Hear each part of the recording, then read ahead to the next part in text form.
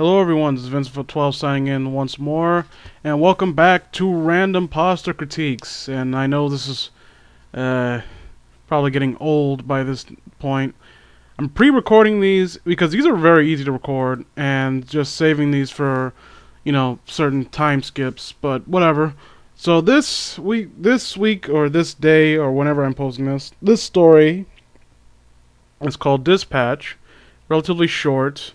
And there's actually a credit under here by someone by the name of MooseJuice, and it says content is available under CCBYSA.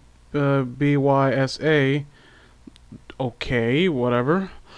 So let's get into it. It has an image on it of a police car, so I don't know. Maybe it'll be something interesting. If you are an avid driver, then there's nothing worse than when that little arrow on your dashboard hits E. I don't think you necessarily need to be an avid driver. I mean, if it sucks when you run out of gas, even if you're not keen on driving at all, or whatever. It isn't until you realize this, then your vehicle begins. No, that.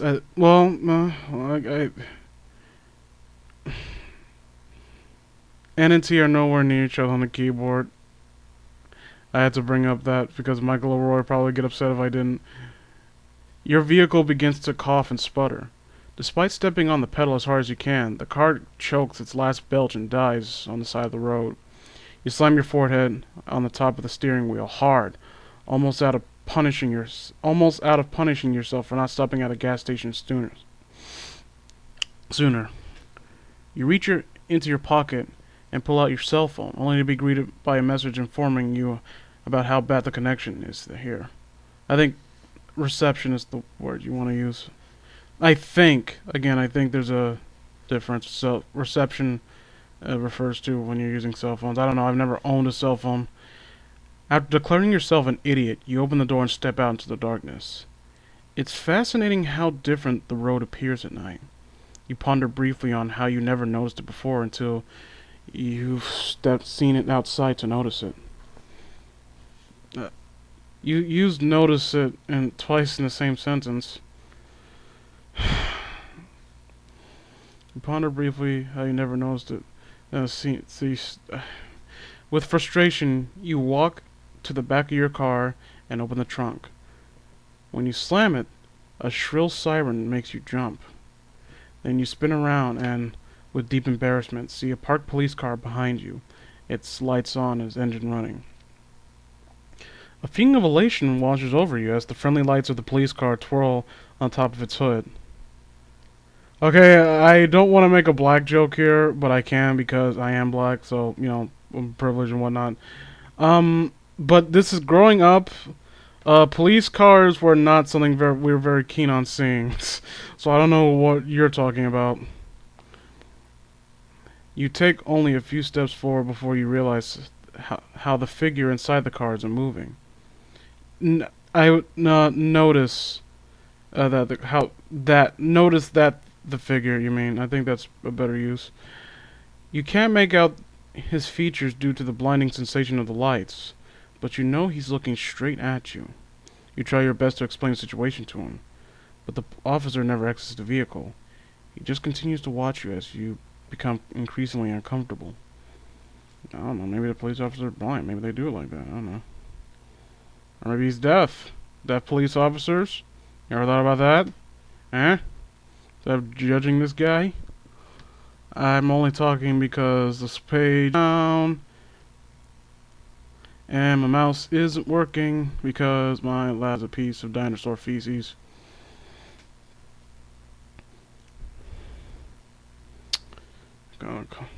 I love how this breaks the flow of the story. Like, my computer enjoys making me angry. And now it scrolls down too far. Thank you.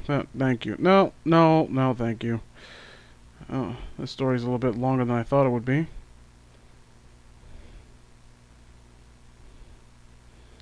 Okay. The only logical thing to do is to step back into your car. You know you can't go anywhere with it, but You can't decide on whether he's here to help you or scare you. The police these days, that's actually an understandable reaction. As politely as you can, you stroll back into the driver's seat and slam the door behind you, swiftly locking the doors as you enter. You see him in the reflection of your rearview mirror and sit motionlessly, waiting for his response. The figure still sits there, however, as you try your best not to focus on the lights surrounding him. Their movements almost make you believe he shuffled in his seat. It had been like this for a whole 30 seconds. Instinctively, you want to run away.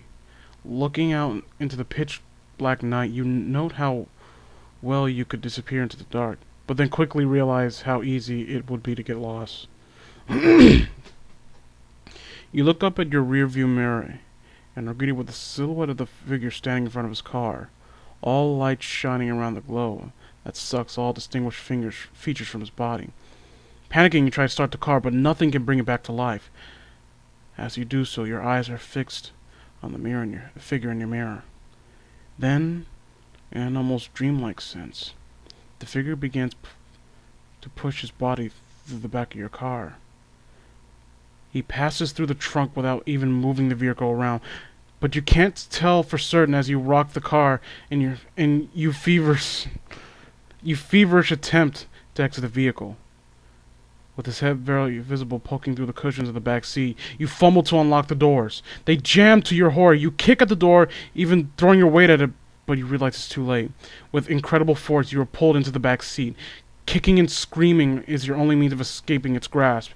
The last thing you see is a face in the rearview mirror. It's yours. Your mouth is twisted into an expression of deep terror, and your eyes swelling and red look back at you. You can't tell if you can see the face of the figure. Everything goes black before you get a chance to look. Is that it? Is that really it? Lame. When you start phasing through your car, that's just a silly mental image. Especially since, see, I think for one thing, it's a. I can understand that the person who wrote this, Mr. Moose, very dignified name, probably related to Goose Juice, Choose Goose, from Adventure Time or whatever. I can understand if they're using the first person narrative or the third person narrative in that instance, describing the something that the reader would be doing, to kind of avoid the internal question of reading first person narration and asking, how is this happen? How are you telling the story if you're dead? But at the same time, I don't think this is a decent alternative. It would be best if you when he was previously on moving, and it's an interesting mental image, and I just imagine like he starts walking closer, and I was imagining that's what the story was going to go, but then it became supernatural nonsense. I think this story would have worked a lot better if it was more grounded in reality, to the point where it's a horrific notion to be stuck in the middle of the night, and there's one police car there, and that's the only lights around, and you don't know that person's there to hurt you or help you, and you won't get out of his car. You actually go back to your car, and all of a sudden he's just standing there staring at you. You don't even know if it's human. It's a frightening mental image, and it's a frightening scenario, but you immediately ruin because. And again, the one thing you also have to bear in mind is that there's a reason why you see a lot of the stories who do the same thing are more lengthy, and it's because you need to do more to kind of transition into the supernatural. Once